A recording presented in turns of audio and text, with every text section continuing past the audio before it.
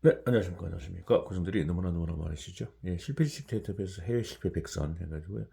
제목이 중요 직접 탈항장치 배관의 수소 침식에 의한 파열 해가지고 82년 3월 30일 일본 쪽 내용이 되어 있는데요. 저희 신문 교본철 지우 소рем영남 교수님이 되겠네요.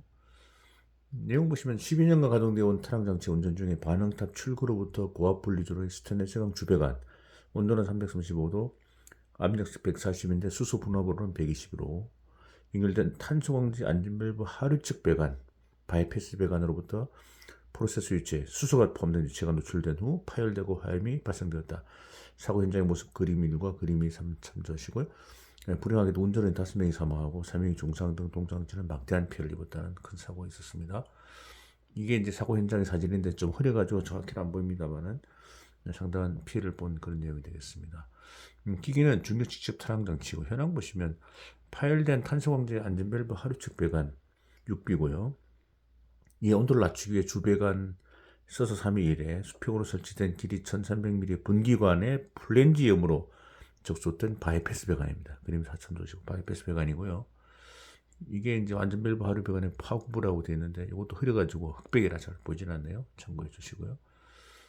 그래서 요거는 뭐냐면 그 화재 폭발의 경과 설명도로 해가지고요. 처음에 이제 작은 균열로부터의 누설이 나면 여기 이제 배관이고 흰 가스하고 이제 흰 연기가 보이고 그 다음에 파열에 의한 가스막이 형성해가지고 예, 배관이고요. 가스 기름의 미스트하고 공기 충격파가 발생되고 세 번째 폭발이 나는데 연소되면서 비산되는 기름방울, 폭풍 폭발 이러라고 제트 화염이 발생되고 이쪽 배관 이쪽 있죠. 제트 화염 발생되고 지상 연소가 일어난다. 이런 설명도가 있습니다.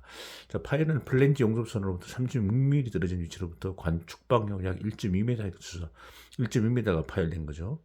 예, 금속 조직 검사 등의 결과 탄소광 배관의 플랜지 용접선으로부터 약 5.5m의 배관은 관 내면으로부터 수소 침식, 수소 가스 때문에 침식을 받아서 탄소가 이제 탈탄이 된 거죠. 탄소가 사라지면 탄소광 배관은 약해지잖아요. 그래서 약해지고 그다음에 이렇게 마이크로 균열을 일으키고 있었다 이렇게 되고요. 그 파열부 부근에서는 마이크로 균열이 관두께 전역에 걸쳐서 망목상으로 그물 모양으로 확장되고 있었고 이 균열을 통하여 최초의 노출이 일어난 것으로 보인다 이렇게 보고 있습니다. 파열부 원역입니다. 안전밸브 프렌즈가 있고 안전밸브 하류 배관 이쪽 배부고요. 안전밸브 여기 있고요. 예, 고압 분리저 이쪽에 있고요. 여기는 335도에 140kg짜리고 쪽으로 되어 있는 여기 이 부분에서 탄소광 배관이 요거는 스테인리스 321이고 탄소광 여기 있었습니다. 등급이 낮은 탄소 배관을 썼죠. 탄소광을 썼죠. 예, 요거는 예, 관 단면에 탈탄부의 분포 좀 음영 부분이 탈탄층인데 보시면요. 이렇게 탈탄층이 골고루 이렇게 발생된 파열된 모양을 이렇게 관 내부에서 결국 탄소광은 탄소 때문에 강한데 탄소 사라지면 약해지죠. 순철이 돼버리죠. 물러지죠. 그래서 파열된 압력에 못 견디고 파열된 게 되겠죠. 분포가 되겠습니다. 자, 수소 침식의 안정 경계로는 넬슨 선도라고 있는데 로부터 판단하면 이의 손상물은 장시간에 걸쳐서 230도 이상으로 유지되어 추정되지만 주배관의 운전 조건 350-15도, 수소 분압은 120kg과 분기관의 존재를 생각하면 이에 탄소광 배관의 온도 상승 메커니즘 확정적인 결론은 얻지 못하였다 이렇게 보고 있습니다. 이 도편 보시면 탈탄 측면 마이크로 균열의 관축 방향 분포해가지고요. 플랜지 용접선 이후로 이제 발생되는데 탈탄층이 오고 그다음에 점선이 마이크로 균열이 나는 그런 모습들을 이렇게 전체적으로 볼 수가 있습니다. 이렇게 되어 있고요.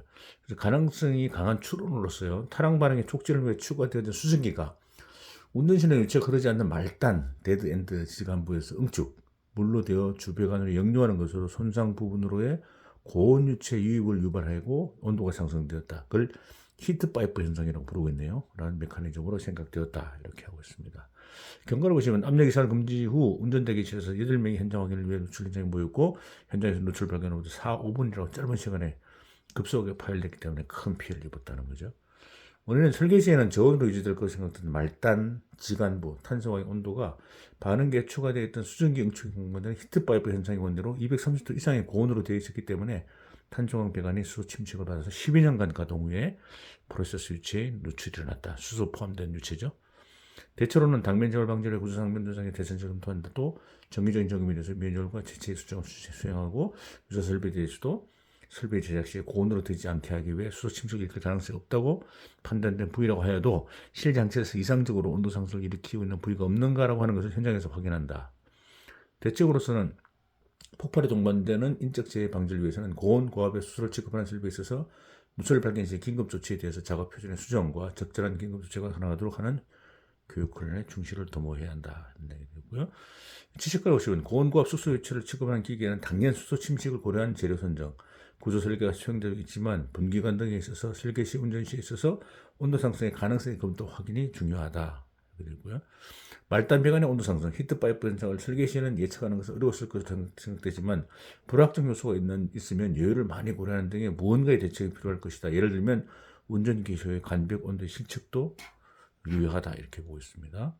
후일단 보시면 국내에 사용되고 있는 동일의 타랑장치 유사 부위에 대해서 동일한 이상온도 상승을 일으키고 있는지의 총점검이 각 사업소에서 실시되었고요.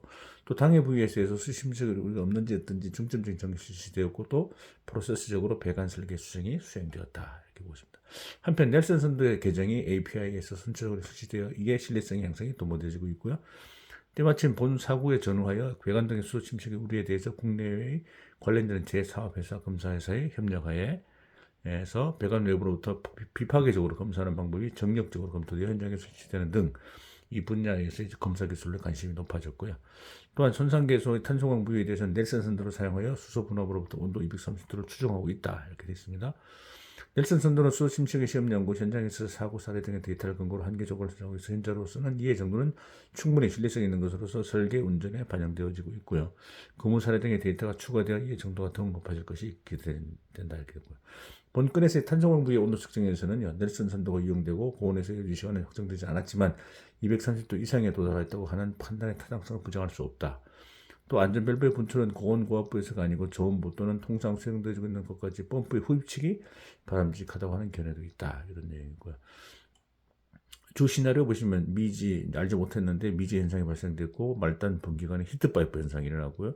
계획설 계획 불량 바이패스 배관의 온도 상승을 예측 못했고 바이패스 배관의 통상 보온을 적용했고요. 예, 보온에서 온도가 더 올라갈 수 있겠죠. 파손, 파괴, 손상, 바이패스 배관의 수심식과 프로스 유체 누설되고 파손되고 대규모 파손, 바이패스 배관의 파열, 수소를 함유하는 프로세스 유체의 대량 분출, 오판단, 상황에 대한 오판단, 누출 현상으로 대응해서 2차 피해, 손괴, 화재, 신체적 피해, 사망, 사고자, 사고사, 조직의 손실, 경제 손실, 장치 손해 등이 이렇게 시나리오가 됐고요. 이게 지금 넬슨 선도인데요. 넬슨 선도로 돼가지고 요거는 출전은 넬슨 선도로 구한 강종의 임계 수소량과 온도에 관계해가지고 오사카 브리공대학공학부 금속공학교수입니다. 그런 자료인데 보시면 이게 독해이니까 273도를 빼야 되잖아요. 500도 여기죠. 227도죠 여기. 그래서 탄소광 한 개입니다. 그러니까 요 밑에 써야 되는데 그다음에 아까 수소 분압이 120kg에서 이쪽이었지 않습니까? 그러니까 충분히 탄소광은 230도 이상으로 올랐기 때문에 여기 딱 경계선에서 조금 더 위에 그래서 탄소광보다 더 고급 이제 합금광으로 넘어가야 되겠죠. 합금광 올라갈수록 여유가 있는데 사용 여유가 좀 있는 거죠. 그래서 탄소광유는 230도였기 때문에 넬슨 선도에 딱 한계치에 도달해서 장기간 사용으로 수소 침식에 의해서 탈탄이 일어나고 약해지고 균열이 일어나고 그래서 파열됐다. 이제 그렇게 넬슨 선도 비교해서 나타낸 그런 자료가 되겠습니다. 네, 감사합니다.